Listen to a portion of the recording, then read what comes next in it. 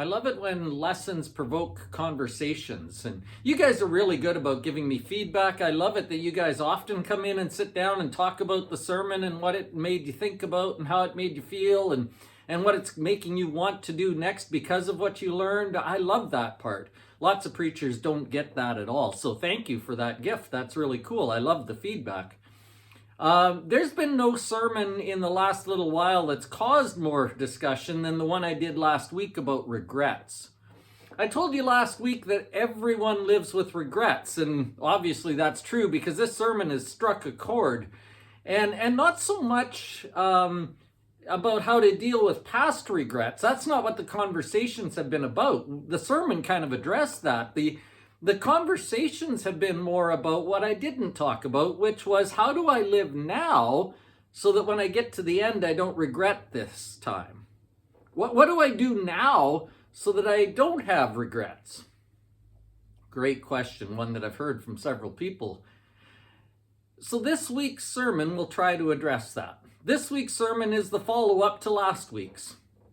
In this week's lesson, the Apostle Paul writes to his young friend Timothy, a guy who's just starting out, a guy whose faith is still really young, and he's now a leader, and he's trying to be an example, and he wants to know what to do. How do I do things well? And Paul gives him a little bit of advice. Paul tells him there are things he needs to flee from, run away from, and things he needs to pursue or run towards. Everything in your Christian walk, everything in your life would fall under those two categories. I should run away from this or I should run towards that. The problem is figuring out what thing goes in what category all the time, right? We often get it wrong. So this week we're going to get a little help from the Word of God to help us figure out how to spend our time well, how to invest our lives properly. We're going to talk about things we need to flee and things we need to pursue. Not necessarily the list, but the thinking that goes and helps us make those decisions all the time. The sermon is called Flee and Pursue.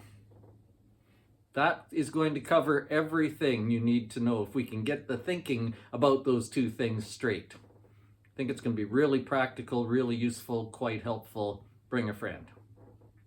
If you're coming for 10 o'clock Bible study, we are in Acts chapter 16. In this passage, Paul is being led by God. Paul and his companions are being led by God. And we'll talk about how God is leading them, because God is putting them in very specific situations. I believe God still does that today in ways that we don't even understand. But if we see how God is working, then we can, every day becomes important. And we'll talk about that part.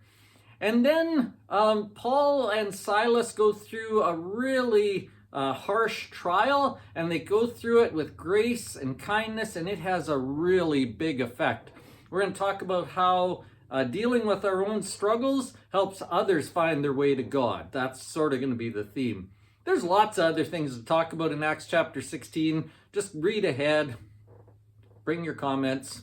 It'll be really good. The sun has finally started shining after, days and days of rain where I thought we needed to build an ark, but that's off. Sun is out. It's going to be a great weekend. Better if we see you at church. We'll see you there.